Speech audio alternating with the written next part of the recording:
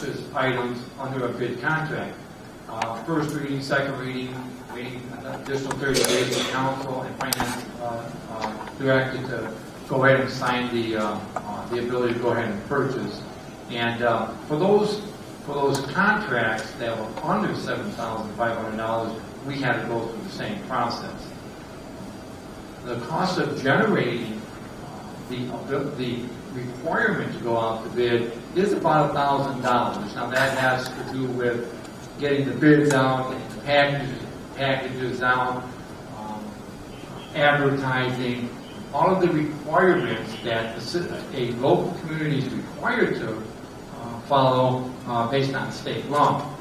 So for a $7,501 contract, you add another $1,000 to the project. I have seen, and I know through my experience, that is not the only additional cost in going to bid. The vendor who has to go out to bid costs him or her money as well. They're not going to take that money and absorb it into their own loss, if you will. That additional funding, that additional monies are added to the price of the product. Well, you can see that if you're familiar with our finance department, they are certainly more transparent, modern, and professional than they have been in the past. As a matter of fact, last week at council meeting, council passed ordinance number 2018-140, which requires department directors to follow a certain process when buying items below the bid requirement. And when I was fire chief, I did that many, many times. It was not required, but I did it because that's how I did business. Other directors did it as well. But right now, for the most part, anything under 7,500 needs written proposals from 3 different vendors, or going out to a government purchasing cooperative. And those are prices set by the state that are pretty much the lowest price to buy that piece of equipment, that product, or whatever, but not guaranteed to be the lowest price. Some of the benefits then of raising the bid requirement from $7,500 to $15,000 is that now the council can focus, spend a lot of their time focusing on more important types of purchases. Those purchases that require some long-term planning, some purchases that require an extensive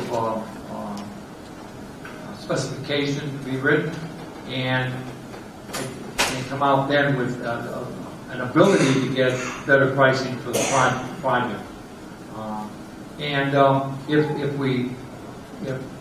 If the residents do pass the raising the bid limit to $15,000, then of course we'll have a more timely procedure in buying those products that are under $15,000.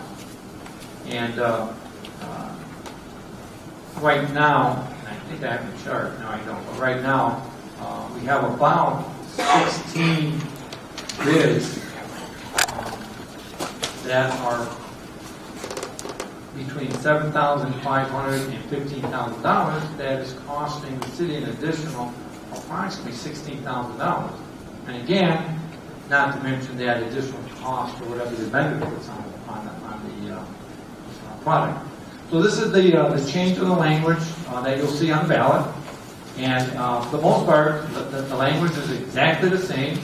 All it does is changes the $7,500 limit to $15,000. And one last thing I wanted to say also is that I don't know if you're aware of it or not, but the finance rating that the City of Independence enjoys is called a AA1 rating by Moody's. That is the second highest rating that can be achieved by any municipality. So I hope by knowing that, you can rest assured that not only does the finance department work professionally and are transparent and fiscally responsible, but your department directors as well as the purchasing agent does follow those strict, not only local guidelines, the state guidelines for buying equipment as well. So the Charter Review Committee thought that that was important enough to put on the ballot, and we just hope that you will consider that, increasing that limit from $7,500 to $15,000. Thank you. Kate, you got a question? Yeah. We'll take them all at the end. Yeah, we'll take them at the end. Yeah, we'll take them all at the end. So, I'm Alex Arnold, I live on Brexville Road. I just wanted to, before I get into this item, I wanted to back up just slightly and give a little more background, because I see some head scratching about who we are in this process and what it means and why we're doing it. So, every city, every incorporated city has a charter. The charter is like the constitution of the city. It's the rules that the government operates under. Cities periodically, in Independence every 4 years, some cities do it every 10 years, every 6 years, whatever, form charter review committees to solve problems within their charter. Things get shifted, rules change, ordinances are sort of below the charter. That's the everyday stuff that city council passes, laws change. The charter is that constitution that sits above all of that. So different things can become convoluted or can have unintended consequences from old charter provisions, things that were revised in the past. So what we were charged with was find those problems inside the charter. And the 11 of us came with a lot of different ideas about what those problems could be. And you saw some of those things that were listed. We found just some pluses in the code. We found places where changes could save the city time, could save the city money. We found some instances where it could make government operate more smoothly if there was a shakeup or a vacancy or someone who was unable to perform their job. And so that's really what we were looking for here, were problems and unintended consequences that were living inside the charter. How do you spell your name? Alex. Alex? Yes. So one problem that we identified was in 2015, these area plans were developed as part of the city's master plan. And it particularly identified 2 areas of the city targeted for development, which are downtown and the northwest quadrant, off of Rockside Road, north of Rockside, west of 77 is the easiest way to say it. So if you want a closer look at these, when we're finished or while we're taking questions, you can come take a look at the large format maps. But I think many of you have a good idea of where they are. So these are areas that were identified for development in the master plan, adopted by council, long public process, all those sorts of things. Yet, 2018, almost 2019, they remain undeveloped. And speaking with the administration, with the Economic Development Department, the phone is not ringing. So why is that? We believe we found a piece of the charter that we believe is holding back the development of these areas. And we tried to come up with a creative solution to address that. So in the master plan, these area plans, this is the vision for downtown. A lot of text for one slide, but I wanted to highlight 2 items in this sort of master plan document. It says to institute regulatory controls to guide development. City Council accomplished this in 2015 when they passed the planned unit development ordinance within our zoning code. I'll talk more about that in a minute. The second point is to develop diverse, high-quality housing options. The only type of housing you are allowed to build within our zoning code right now are single-family homes on lots greater than half an acre. That's the only housing that is able to be built under our current zoning code. We can all have an opinion about that, good, bad, or indifferent. I think that is one of the things that is holding development of the sites back. We wanted to potentially address that. That's why we're bringing you this information. That's for the downtown district. For the Northwest Quadrant district, there's some slightly different goals in that master plan. but one is to develop a dense mixed-use district with residential opportunities. Again, not allowed under our current zoning code. So, what's holding this back? There's a clause in our charter that states that any zoning change that deals with housing other than single-family detached housing goes to an automatic referendum at the next general election. That is a very scary thing for a property developer. That means a delay of months, and it means great uncertainty. The things that developers do not like are additional time and additional uncertainty. And we believe that that's one of the reasons that these sites and others in our city remain undeveloped. So, looking at the planned unit development piece of zoning code that council passed in 2015, which has never been executed, never been implemented, we said, okay, how can we make these two things fit together? Planned unit development is already a time-consuming, costly, risky process. When a developer comes to you with a planned unit development and says, here's this 10-acre or more site, I want to build this, this, and this, and we're going to talk about it, city. There are lawyers involved, there are architects involved, there are planners involved, there are landscape architects involved, and they spend thousands upon thousands of dollars developing this plan and shepherding it through the city's process. We'll talk about all the different votes that are required to go through the plan unit development process. There are at least 6 public votes required to move through the plan unit development process. So this is a risky process for someone who wants to develop property, and it's a costly process. And we believe that final barrier of having to wait for an automatic referendum and the uncertainty of facing that automatic referendum is what's keeping these sites undeveloped. So I talked a little bit about our zoning code a minute ago in our what's called by right zoning. So if you look at our zoning map, the things on the left are all the different kinds, there are all the different zones that exist. So there are residential districts and industrial districts and commercial districts. We used to have a zone U2, which allowed single-family detached dwellings, senior facilities, assisted, cluster families, and attached dwellings of various types. We no longer have that U2 district. It was repealed sometime in the past. There's no, what's that? We can probably address that. Important questions that need Well, to be answered so we can it's also very important. about stuff that we can't ask a question about what's going on. We can absolutely ask questions. That's what we're doing right after I'm done. So It's also there are no very longer important U2 to ask districts in the city, respect for the community. and our They proposed work charter very hard change on this. only applies to projects within these eligible PUD areas. So the PUD can only be applied, as City Council wrote this ordinance, to these 2 districts.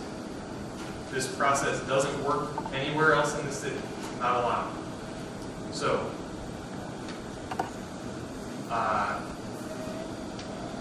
only these 2 districts, and that is basically the only opportunity in the city for building anything other than what is in the by right zones. Within those PUD chapters, which we left at the back, some of you probably picked up. If you're interested in getting super in-depth in these, I encourage you to pick up a copy, but I pulled out some of the highlights.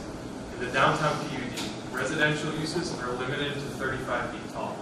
So if anyone tells you that a planned unit development could build a 20-story apartment building on the middle school site, that's absolutely false. Nothing could be taller than 35 feet tall if it's a residential structure.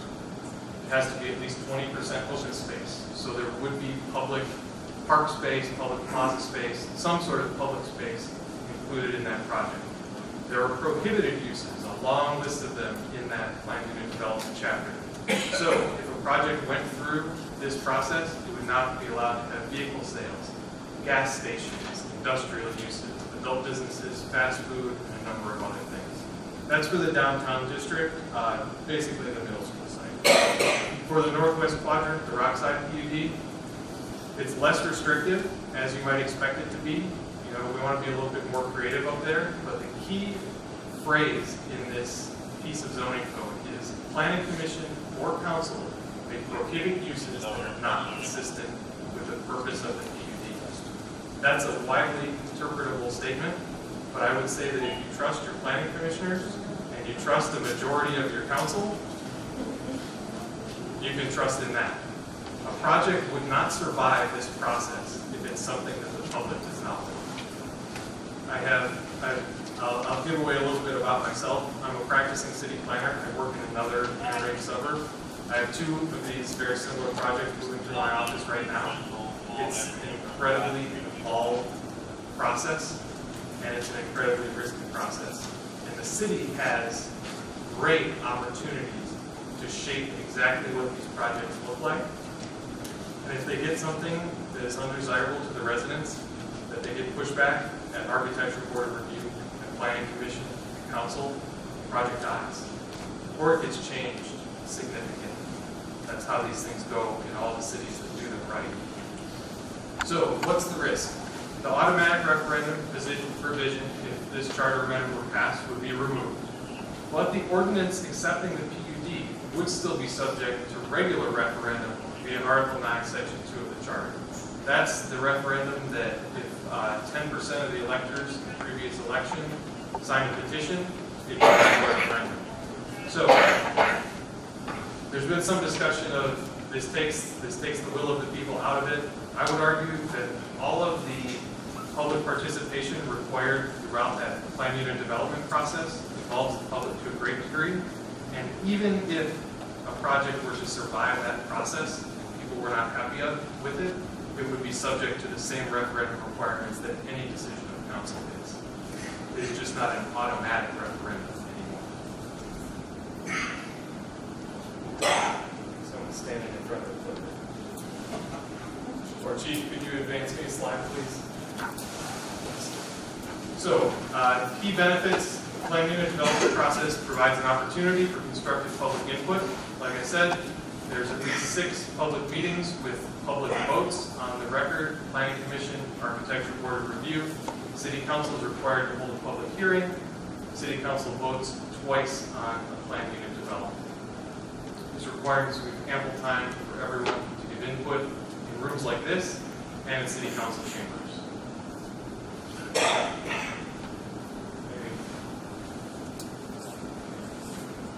So this would open the door for projects that don't fit into our current project zoning. One question that I know you'll have, and I can answer right away, is there are no plans, there are no proposals, there is nothing on the table. And that's exactly the problem that we're trying to address. This zoning, this plan unit development process was brought in via council to the city's ordinances in 2015, specifically to develop these 2 sites, and it's never been used. And we think that this is why. And we think that removing this automatic referendum would sort of lower the anxiety level of developers and might cause Jeremy Rowan, the Economic Development Director's phone to ring a little more often. So I believe that's what we've got. With that, we'll begin to take your questions. I'd ask that you come to the podium. Are we recording or is anybody taking minutes on this? So I suppose you don't have to state your name for the record. So it would probably just be polite to tell us your name. We will take all the questions. We'll categorize them. Some of the questions will be appropriate for the Charter Review Committee to answer about our process, our thinking. Some of them will be for the administration. So I'll be calling back to the mayor, to Jeremy, to Greg O'Brien, our law director. And we'll sort of categorize what each of us can answer. So with that, I will give you all the floor, and we'll begin taking notes.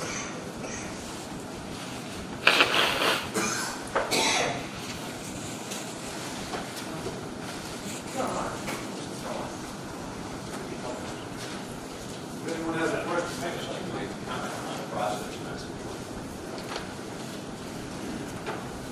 My name is Bob Zach, and I've been a resident for, I guess, 19 years.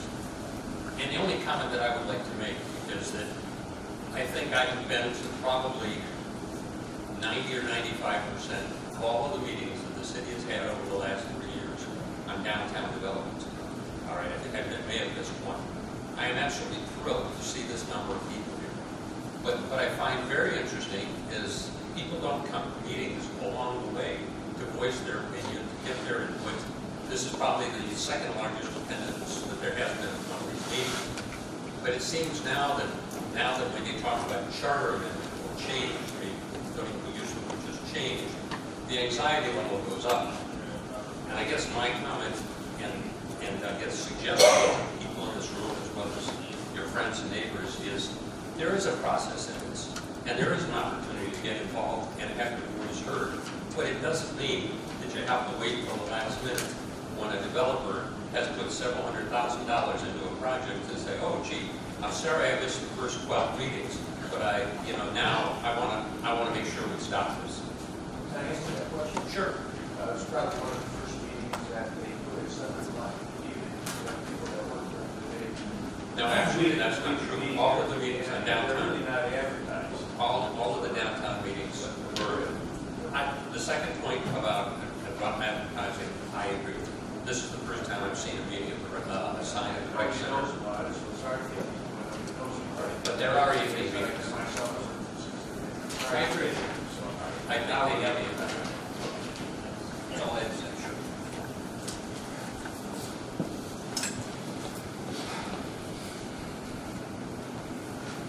I haven't been to one of these meetings in a long time.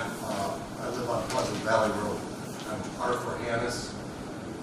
And one question that brought me here, I don't know how many of you share this same question, is once again, we're going to be deciding at the ballot box, hopefully, about multi-family dwellings of any sort or something that could be misconstrued, interpreted as multi-family dwellings. Patty, you still a council person? I am. Okay. Is this specifically going to be on the ballot? Yes, we'll answer all the questions at the end, but that handout you have shows the 3 items that we I know it seemed to, have this thing, I gotta really think hard about it to absorb it, translate it, but it looks like it's sort of incorporating 4 or 5 other components of this planned unit development. Okay, but I think, speaking for myself, whether we agree or disagree, that aspect of it, it's sort of like a red flag to me, just in general. Well, they don't use the word multifamily housing in the ordinance language. They use a planned use development. And that is confusing to a lot of residents. Perhaps if they put multifamily housing there, that would be more clear to the residents. Well, that's what I'm, asking or want to be clarified. They said that they're going to answer that at the end of the meeting. So, Well, we're all here right now. Later on in the meeting, but I thought this was the end of the meeting for me to ask questions. So your question is whether it's going to be on the ballot? But she just said that we'll answer that at the end of the meeting. But I thought this was the end of the meeting, that we can answer our questions and answers to me. We're taking your questions, we're going to answer them. And it is on the ballot. It's going to be on the ballot. So let's keep control on this. So your question is it going to be on the ballot? All right, so you've got that written and we'll answer that at the end. In some sort of a singular way, not just looking at 4 or 5 other aspects as a planned unit development. They can sort of get lost in the translation when it's incorporated with 4 or 5 or 6 other elements. Okay. We'll talk about exactly what the ballot is. Yeah. Thank you. Gather all the questions so that we can gather them, so that if people are coming up asking the same question we've already answered, we'd rather just gather them and then address those questions with authority. So that's the reason for gathering all those questions. I lived here all my life, it's Concord. If you guys go for a multi-dwelling, we're gonna have Garfield Heights, Maple Heights, Warrensville. Be realistic. That's what's gonna happen. You're not gonna have this beautiful city. Multi-dwelling. Okay, could I take my house? Okay, I got a single house with green. If I took my house and I divided it in half, put a bathroom in, and everything else on the other side, could I rent that side out? Yes or no? Yes, Who said that? So we're on the ballot. sure. people that rent their houses So out. I'm gonna take my single family house, make it into a two, and I'm gonna rent it out.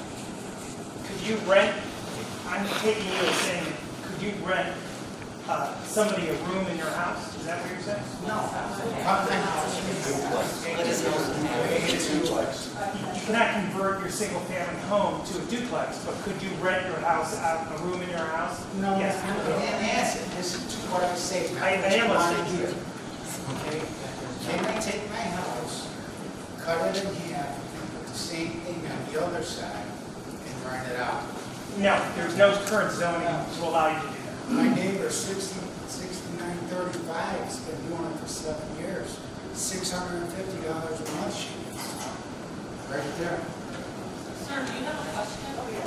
Yeah, I think we should have multi-dwelling families in this city. It's gonna be a Lawrenceville, Garfield Heights, you all know it, you don't wanna say it, but it's true.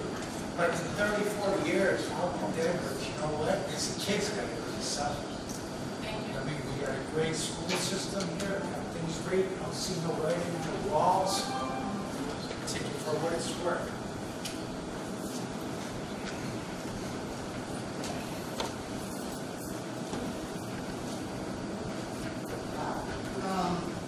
Mr. Espoliano. I have lived in this city 50 years. I'm only 60. But anyway, I don't know if you people have any friends that are in what you call a community development, where they have their own association, they hire a commercial contractor to even come in and mow the grass and mulch and all that. And they're all ranch style. Maybe they're attached with a double-car garage and then units on either side. Now, when the gentleman says Garfield, wow, they will be for sale. And if you think that you're going to be able to buy one for less than $225,000 to $250,000, you're crazy. These are going to be for sale, not rent. It's going to be your home. And I, as a person that has lived here all this time, I'd love to stay. I want to continue going to the parish that I've gone to, got married in, married my husband from. I don't know if anyone is familiar with a community called Swan Lake. It's at 82 and Ridge, south section. I have a girlfriend that lives there that went to high school with me here in Independence. I go there and I drool. 2 bedrooms, 2 full baths, double car garage, eat-in kitchen, kind of a real long living room so you can have a nice dining room table at the other end. She's been there a long time. And back then, she paid $175. What I've noticed with most of, I'm going to say a senior because I am, you all want to sell your house for $200 and $250.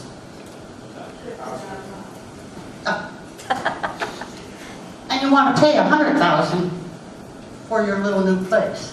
You're nuts. Ain't gonna happen. What you have to think in the cost and pricing today, if you traded even, now you're rid of that 100 by 250 foot lot,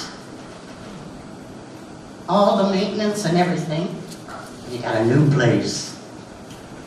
That's my opinion.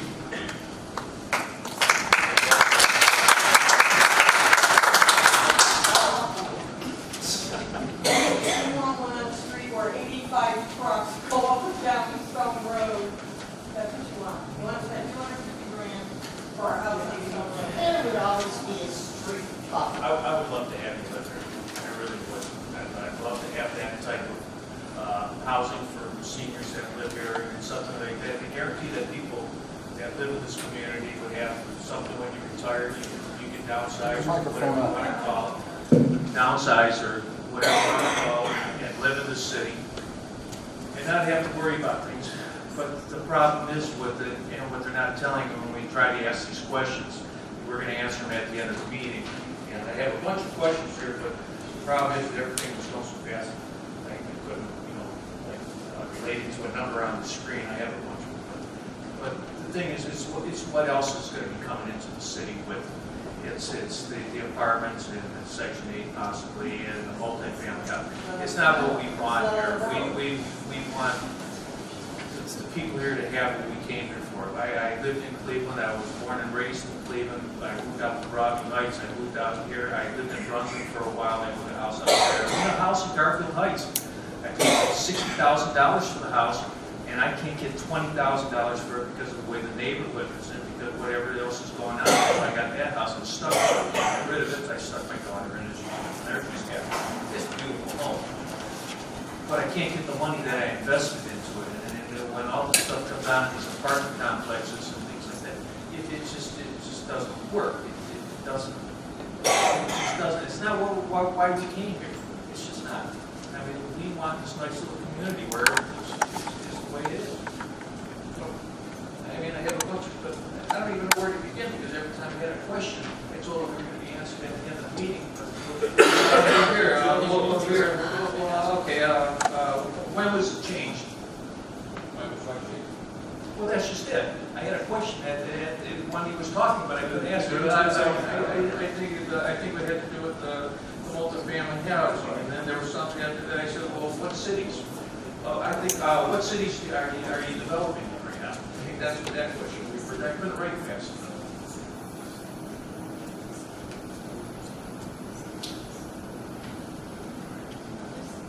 Any more? Go ahead. Well, what cities? You said you're going to answer at the end of the meeting. Is this the end of the meeting, or are we still? No. I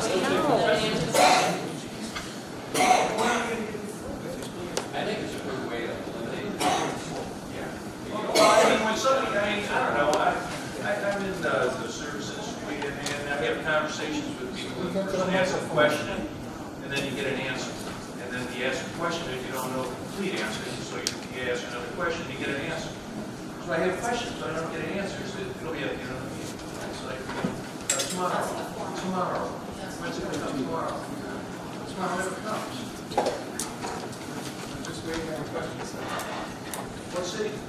I work for the city. Okay, what city are you developing? I don't develop, I work for the city. You said cities. You said cities you're working with.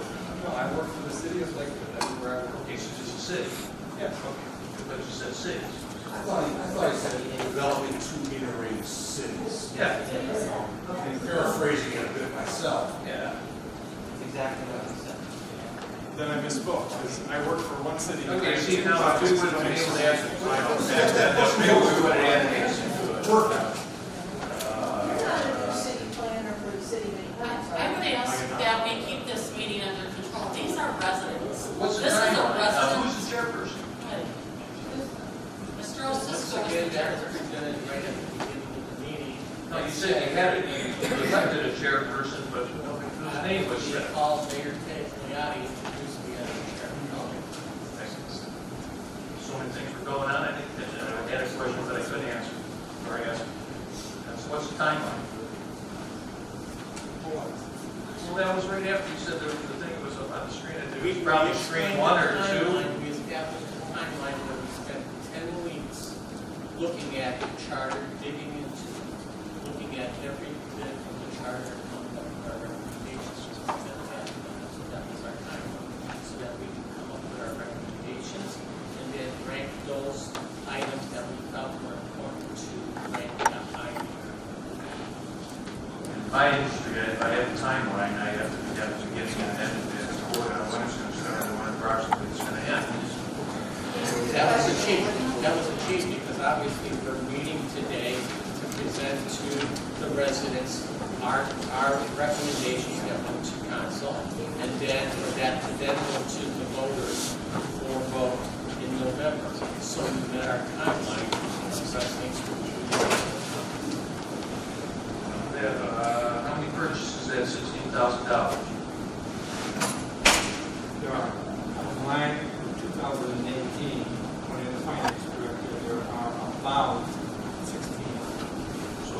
say about $1,000 it's costing. So that's kind of lower than what you said they were costing before. Can't hear back here. Sir, I think that was a little bit lower. Sir, are you here to discredit us? Because we did the best we could. No, you're asking a question in such a pointed way that it's coming across as just trying to discredit Well, people. during who are this sitting here. conversation, I thought we were going to have So a way to ask questions. Multiple times we've asked you to give us your questions, and then we're going to answer all the questions as soon as we get done answering the questions. So if you want to keep Obviously, all the questions that I need answered, won't be answered. Thanks. Yeah, there you go.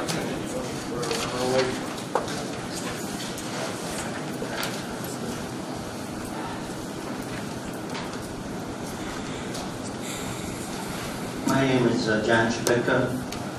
Pete, when you said you were the police chief for time period where it was $3,000 you had to put out, and then you were the police chief also for when it was $7,000, $7,500 fire chief. Did you find that easier after the $7,500 was passed? It made your job easier and less cost over the years? Second question was, how many of these $15,000 contracts might we expect in 1 year? Well, on the average over the years.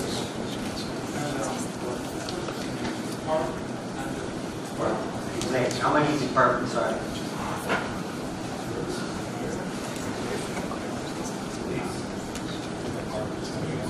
You guys know how many departments there are? 7, 8, 10? I'm just curious. Probably a better question for the administration to bring them around now.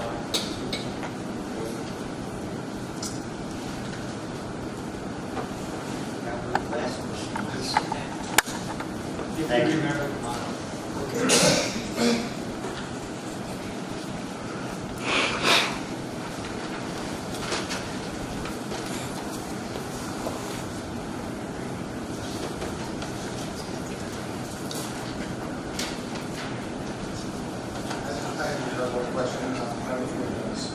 Can't hear. Sorry, I just wanted to ask if part of what just one question. Still can't hear. Close. All right. There you go. All right. Thanks.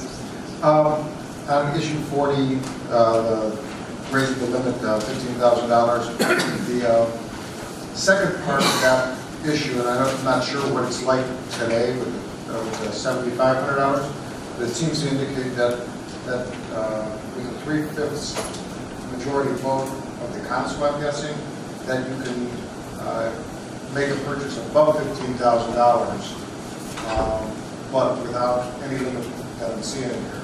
Is that true? And I don't know what's going on with it or how they're going with it. It seems like there would be an unlimited amount of purchase power without a limitation with 3/5 of vote of council.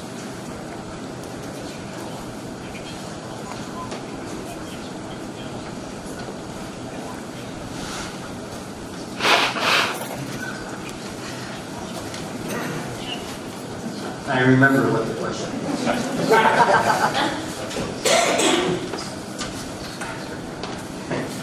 I'll sit down.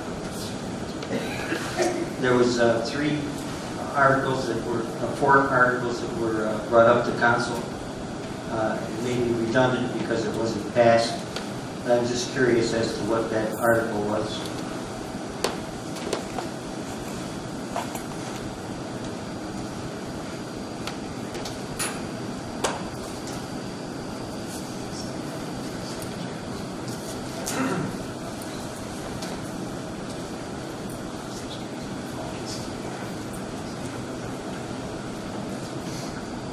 My name is Bruce Ria, and the question is, when Fairmount Properties was suggesting housing for the downtown area, other than the half-acre lot restriction, was there any multifamily housing involved there? or just single-family housing. And if there was no multifamily housing, then I think we lost a good development there.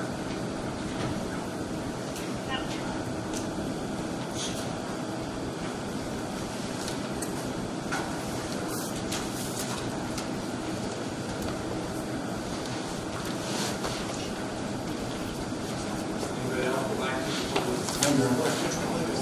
Yes, Ryan Latar, Rexville Road, 25-year resident. On the bid packet, can you do that electronically and save the $1,000? Ever think of it? I've seen other cities post it electronically, then you get out of killing all the trees. Okay? I mean, let's see.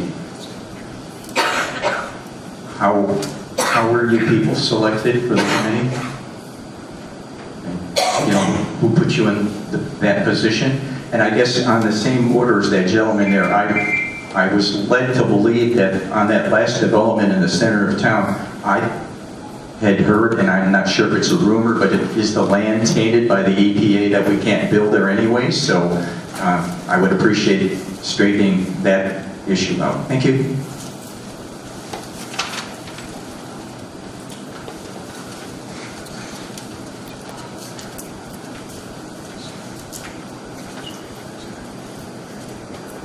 My name's Bob Calvert. I've been here since 2007, so I'm kind of newbie. But on issue 40, I was just wondering if $15,000 is a magic number somehow, or if this could be tied to some type of index, so that we don't have to consider this in the future.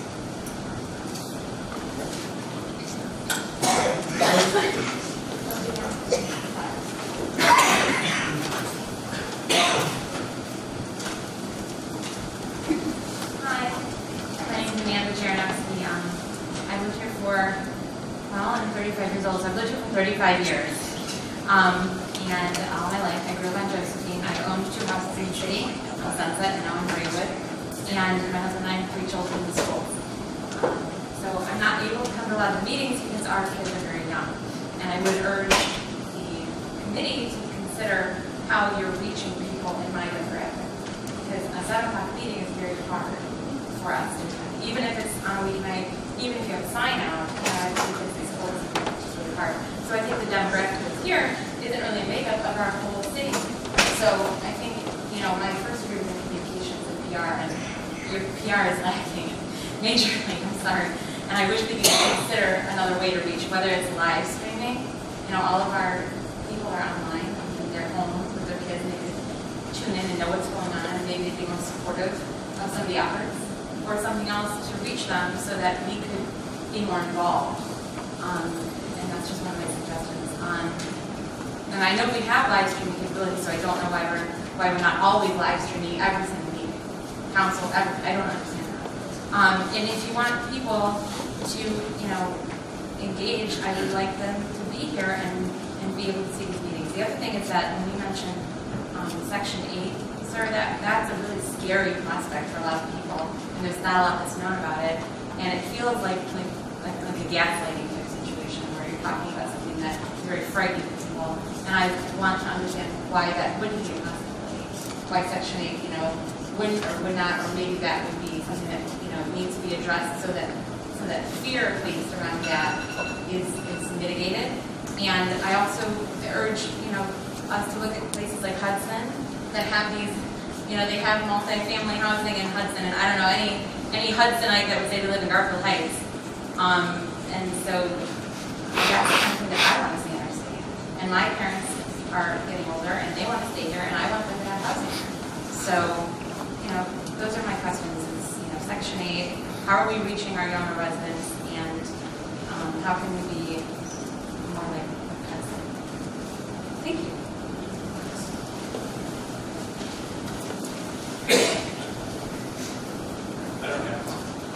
I don't have so much of a question as an observation, but I'd like to ask somebody speaking from the charter review, or maybe Alex, if you're the one, that the term multi-family gets bandied around and seems to have different definitions in everybody's minds. And I'd just like on what multi-family is. Paramount Properties was mentioned a couple of things, and I think that might help clarify some of this.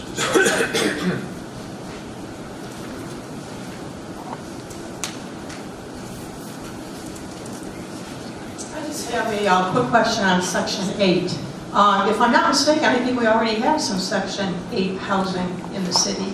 So I would like some of our council people to let me know, do we have Section 8 currently? And how many Section 8 units do we have that are currently being rented?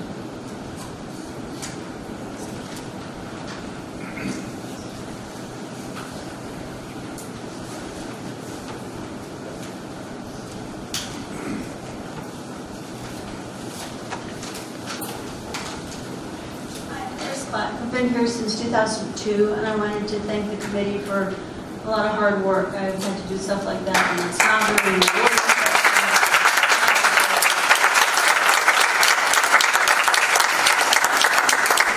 On another note, I would encourage three things: fairness, accountability, and transparency.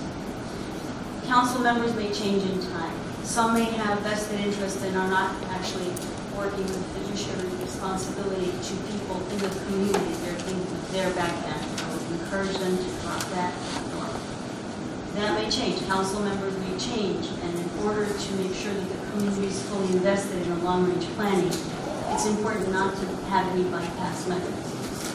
In that regard, transparency is important. If you're going to say it's for single-unit housing or multi, it needs to be stated that way so people understand in plain language, not couch language. They're going to be voting and say, well, what does this mean? Transparency is really important. And whatever we do now is for a long time to come. Many years down the road, and many of us will be here, but we have to think about the next generation and what our city is going to look like in 20, 30, 40 years.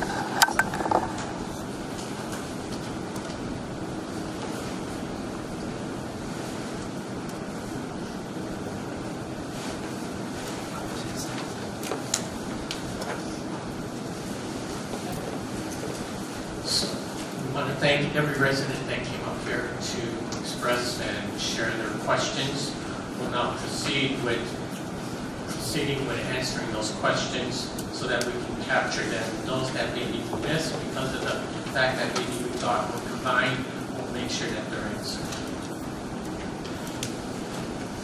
Let's start with the one that's drawn the most attention, and that's regarding the zone. Somebody restart the laptop there. So as I heard one question that came up a couple of times, there you go.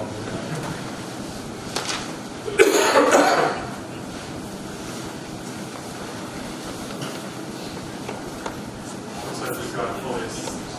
Well, we'll get there. Anyway, so the question that came up a couple times is what exactly are we voting on with the 41 zoning one? I haven't matched the numbers up in my mind yet. What exactly is the vote on? So, in the charter, there is a long clause that directs the city to hold that automatic referendum if there is a rezoning with anything but single-family detached housing. What the charter would be amended to say is there would be a sentence added at the top of that section that says, everything below, I'm not quoting exactly, we'll bring up the exact language here if we can get it fired up, that's what I was hoping for. But in plain language, it is everything below this, all those instructions for an automatic referendum, notwithstanding if the project goes through the planned unit development process. Which again, we talked about only eligible in these two areas, at least 6 public meetings, 6 public votes. We thought that that was a conservative, small c conservative approach to lifting some of the burdens to getting these areas developed. And so, still don't have that exact language, but we can get that to all of you, and that is in plain words what that change would mean.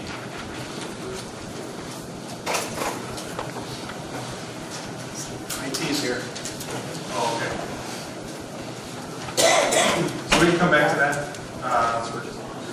So, second question in that development category, what exactly is planned unit development? Planned unit development is not a thing. It is not a proposal. It is not apartments. It's not a code word for anything. I picked up on that a little bit. Planned unit development is when a developer comes to a city and says, I have a project. I think it fits here. Let's write the code together. It's essentially a way to break out of the traditional zoning code and do a project all in one piece. I mentioned to you, we had a little bit of back and forth about this. I work for the city of Lakewood. We're a completely built out city. All development there is redevelopment because every square inch of land is built on. So what happens in my office a lot of times is developers approach us and say, I've assembled these couple of properties. I have something that I want to put there, but it's impossible to do it within your zoning code. And we say, okay, we'll construct a planned unit development. We'll rewrite the density, we'll rewrite the setbacks, we'll rewrite how tall the buildings can be, we'll rewrite how wide the driveways have to be, every tiny little detail, how tall the fence has to be between you and the neighbors. And we spend months, sometimes over a year on these, getting all those details right. That's what the planned unit development process is. And City Council, Independent City Council in 2015, wrote a very similar ordinance. It's got a robust process. And when I read that and saw how it compared to the one that I work with, I said, planned unit development is what you're really looking for here. You're looking for a way, my interpretation of that charter amendment in 1980 that instituted this automatic referendum clause is, we're looking for a way to weed out projects that we as a district do not want. When developers approach us with things we don't want to hear them, we need a way to turn them away. That was probably a reasonable way to accomplish that in 1980. It's a very clunky and slow-moving way to do that now. A more proactive approach to this development is to bring the developer into the process early and put them through the ringer with your planning commission, with your ABR, with your city council. And that's what planning unit development will do. So thank you for indulging me in unpacking that a little bit. It would take the final vote away from you automatically. The automatic referendum would not be able, just to clarify, the residents of the city and say, they would not have an automatic vote on this. I think it's very unfair to say that the citizens would not have any say on this because, again, 6 public meetings, 6 public votes. Then have a right to vote on this. So that would take our rights to vote on this. Correct. It would take the automatic referendum vote away. I agree. And to be fair, you've got city council people who serve. That's my question. Okay. Your city council people our city council people serve 2-year terms. So by the time the project was over, you could vote them out. Yes, sir. It's too late. Does the city own all the land that we see here, or do other people own the land? They do not own all the land. The city owns what I would call the key parcels in both of these districts. So of course the city owns the middle school site, and the city owns a major portion of the land in the northwest quadrant. Private landowners. So that's a really good point, and it offers sort of another layer of protection here. So since the city owns the key parcels in both places, the city would have to agree to sell the land to whoever was trying to develop it. And they'd probably have to assemble private landowners as well. Do they have to sell it, or do they lease it for 100 years by one organization? There are many different structures that could happen. There could be land leases, or that is all completely separate from this process. But it's something that would come up at length in the PUD. Do any city council members own any of the land or businesses within either of these 2 areas? And that includes the charter development individuals as well? I don't know that. I can ask the ones that are here, but Yeah, I can answer that. No, the answer is no. The city owns, as Alex said, the city owns the old middle school in downtown, which you cannot do a PUD without involving the city, and the city owns approximately 30 acres in the northwest quadrant, and the way that PUD is written, you can't do a PUD without the city's involvement. But Okay, your answer is no. There's Okay, I no- just heard private individuals, and I'm just wondering if any of those private individuals were members of the city No. council No. or the charter. No. You could go on the county website and find out who owns those parcels. But 38% of how many? Yeah, I thought maybe we would know ahead of time. I just know the city's 33 acres, and I think the remaining is Go on the website. one family, I think we're going to choose the Winsky, and then the other is the Gallup. But I don't know the whole. So moving through, The only other. if I subdivide my house and rent it as a double, not in a single family residential district. There are people doing it, and many of them probably existed before the zoning code, so they're existing nonconformities. And if they're not, then they're outside of the city's building and zoning code. And we'll leave that up to the city to enforce. That's not something that's here for the charter. Finance. This is one, maybe Jeremy, you could help us out with. I wasn't much around for the Fairmont proposal, but was there what we would consider multifamily in that proposal? No, the housing component of the project was detached, single-family homes. So that project would not have kicked off the automatic referendum clause anyway. Correct. Derailed that whole thing. It just seemed like it hit the wall. It was all. And then one more follow-up for you, Jeremy. Environmental issues on the middle school site. The middle school site does not have environmental issues. There were historically 3 gas stations that surrounded the site. There was a gas station to the south of where the middle school was, across the street on the west side, and then in the parking lot of the shopping center. So all of those have gone through or are going through Buster's process for remediation. The city's done phase 1 and phase 2 environmental testing that looked at the middle school property, and it was found to not have any contaminants that would have to be dealt with through Buster. Some of the surrounding parcels do, but they're going through that process with the state of Ohio. Okay, thanks so much. And then is there anyone from the administration that could address Section 8 existing? I mean, I can. I have dealt with some property owners that rent their houses out that are Section 8 that I'm aware of. The city doesn't have the ability to obtain that information, maybe through some FOIA requests to the federal government. You could find out who, that would be a very, very long process. I'm not aware that it is anything substantial, and by substantial I'm saying more than, this is just a guess, 12 to 15 homes throughout the city. Anybody could buy a home and avail themselves to Section 8 and rent out their home. So the point is, the city already has Section 8? Yes. We haven't turned into our Okay. So that's a really good point, and it speaks to the next sort of overarching thing that I wanted to address, and this goes to Bob's question as well. Multifamily, what is it? That was one thing that early on in our discussion of this item, we really honed in on. Many of the sections of the charter and of city ordinances have a definition section. And unfortunately, in our charter and in our ordinances, multifamily housing doesn't have an explicit definition. So it's understood to mean anything that shares a wall. So we would be talking about anything from the senior sort of cluster homes that you were speaking about, Doris, to townhouses, row houses, apartment buildings. Anything that is not a detached single-family house is multifamily. And so that was a really challenging piece. What we were initially trying to do with that piece of referendum language was change what it said and make some carve-outs. Okay, we think the city is open to senior housing.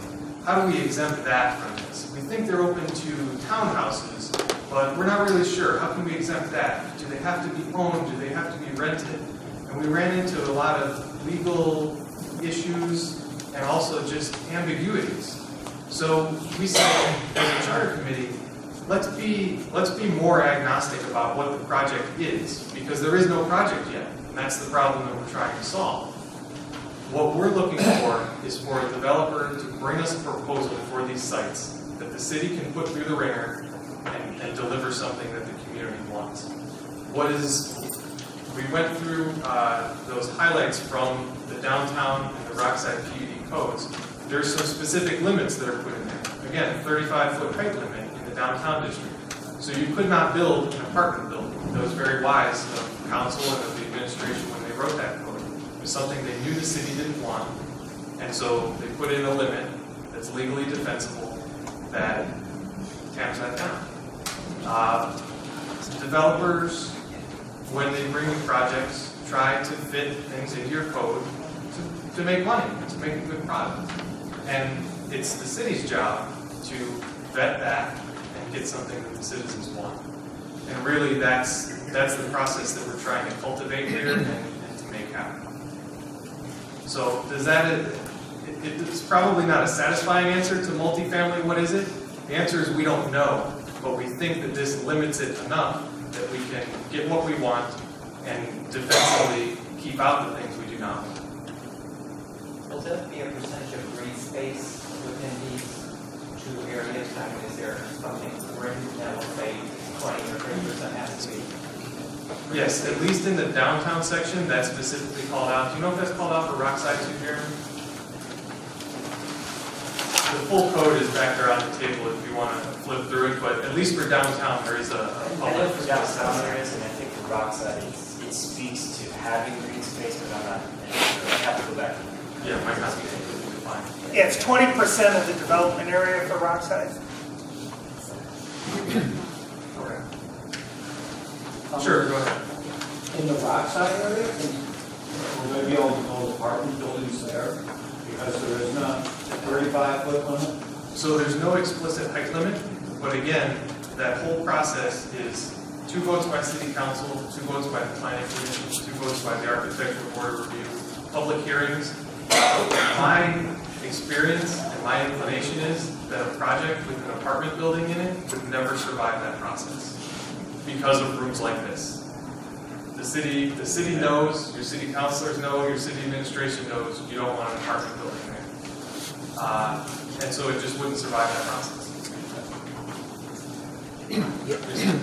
Alex, why can't the city just relax the half-acre requirement and build small homes on smaller lots, single-family detached housing? They certainly could amend the zoning code and do that. Not part of our purview. We were looking for problems in the charter and trying to solve them.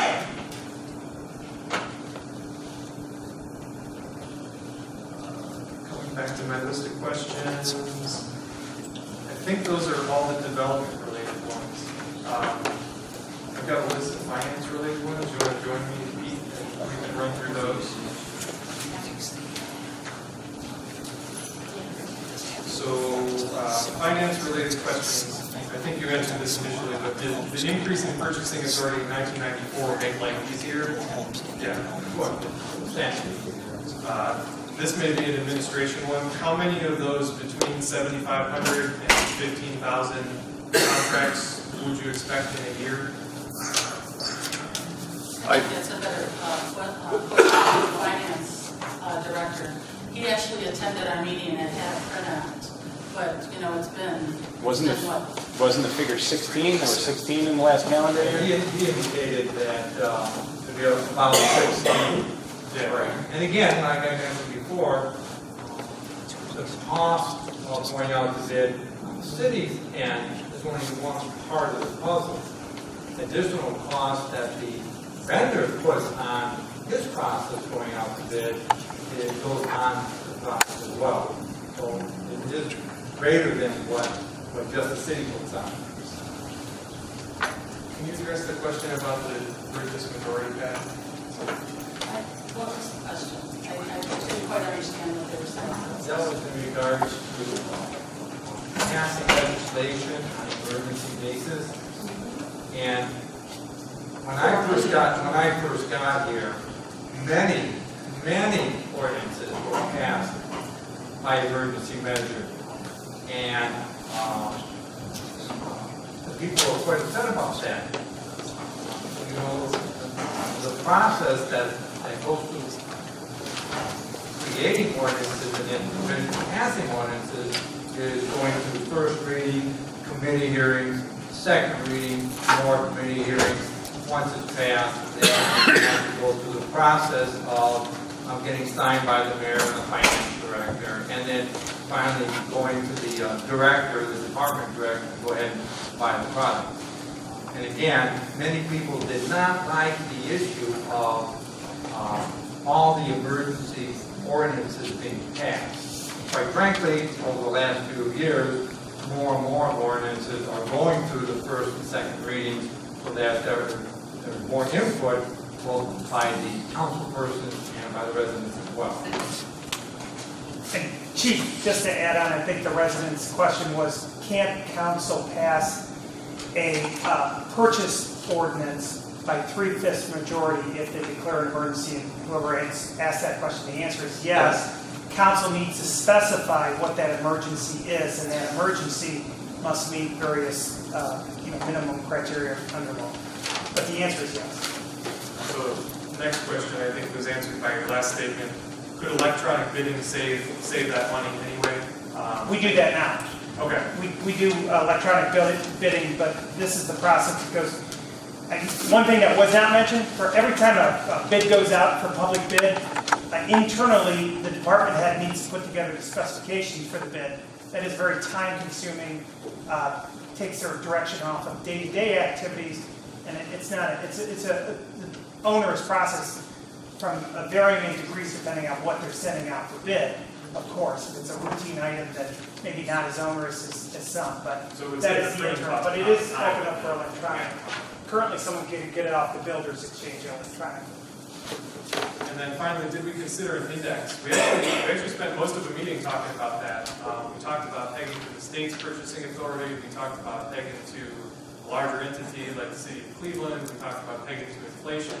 But ultimately, we thought that it would have a better chance of passing if we just defined a number rather than the state of Ohio's purchasing authority, because we wouldn't even, outside of the research that we did, we wouldn't have known that, and we wouldn't expect the citizens necessarily to know that. So Just one more thing, Alex, to put that in perspective. If we were not a chartered community, we would be a statutory community, and our authority would be $50,000. And there are communities, small communities that border Cleveland that do have requirements that are based on state bid, which is $50,000. Someone brought up Garfield Heights as an example. They can go up to $50,000 to purchase a product or equipment before going out to bid. Why do they have that ability? Why is that way? Their council enacted and adopted language in the state of Ohio, which is $50,000.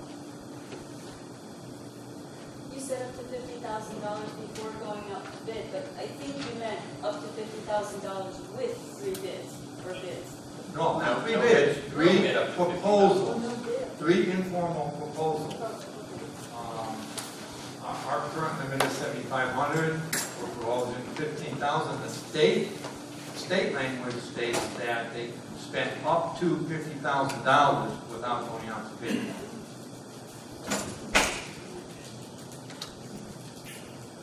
So looking through, I think the only question that we did not answer, and we may not be able to today, unless someone from the administration can recall, is when that U2 zoning was repealed. Any ballpark idea?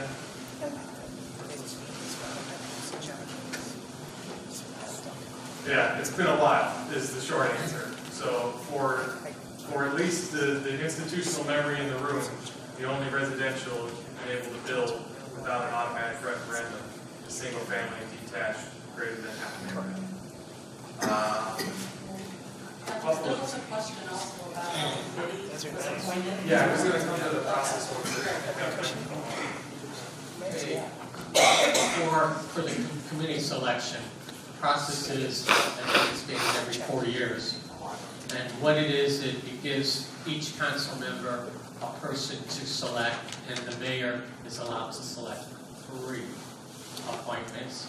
And through their efforts, they approach the residents, ask if they're interested in participating, help them understand what the process is, and that's how that committee is brought together. I can tell you, we began with a group of individuals, and one individual was started the first week. And she had her heart all set into this. However, she had other personal things going on in what she was doing in her education background, that she was so disappointed she couldn't participate in it. But she withdrew her name, and an additional individual was named to that. So, from that process, I hope you understand that this committee here took this very sincerely. We put a lot of effort into it, and focused on what we can do. Are there any conflicts of interest, like family members related to somebody else serving on the Charter Review Committee? I would tell you that Conflict of interest? we're all residents of this community. We all represent what we are. It's to us to sit together. This was not one person making a decision. This was the group of individuals that made that decision. So therefore, it was not one person driving any type of item that we proposed. It came away with the group. Yes, I did. I said. And I think it's for that question, if you have somebody in mind that you think that there's a conflict of interest that they appointed, I would direct that to that council person or mayor who appointed that person and ask them if they address that individual. I don't think that's a good question for this committee to try. Oh, we're talking about how the committee is formed. Because there could be serious influence if I perceive a conflict of interest. Right. Yeah, I would address it with that individual. That way, they can kind of explain to you why they appointed the person. I believe there was one question regarding the items that we had submitted to council. There were 3 items submitted to council, and those related to the 2 that we had proposed that are going for amendment. And there was an initial one regarding, we were looking at how a finance director's qualifications were. And we looked at it, we proposed it for it to make sure that we had the right credentials for a finance director to lead this community, to make sure that, you're putting your confidence in the person to be qualified in order to do that. As it went to council for their review, they looked at it and considered it as it might limit the opportunities for those people that were looking to have those qualifications. So therefore, they chose to not accept that as an amendment, but then came away with noting if a change in finance director was to take place, that it would limit and make sure that you, the voters, would be able to vote on that finance director in 2 years. Based on that, and I know it's been 8:30, yes, Kathy? I think I did hear one other question, and that was regarding the ballot language. And I was wondering if we could ask our legal counsel to address how that process is so that we have a better understanding of how it gets to what the wording is. Yeah, so the ballot language, right now, there's some of the comments where it should say multifamily. Well, I disagree from a legal standpoint because that section that is on the ballot, section 5, under Article 4, talks about cluster housing, can talk about condominiums. It deals with, and Alex accurately reflected what a legal definition of multifamily. So it deals much more than apartments. And multifamily is a broad, generic term in our legal setting. But the city council always, because we want to, city council wants to direct its own language to, because it has local knowledge, proposed language to the Board of Elections. And I've worked with the Board of Elections for a long, long time. This is the first time the Board of Elections, to my knowledge, didn't accept our language, and I wondered why. Because some residents in the city were active enough to contact multiple times the Board of Elections, and the Board of Elections, in their wisdom and in their discretion, ultimately the Secretary of State's discretion, decided that was the appropriate language based upon the ballot language. So there was some advocacy by those in the community, right, wrong, or indifferent. That's the language that the Board of Elections chose that it was fair, and that's the language that we have. With that, I know there was a question expressed by an individual saying that this would be helpful to be held or to accommodate all ages, people that have families. It's hard.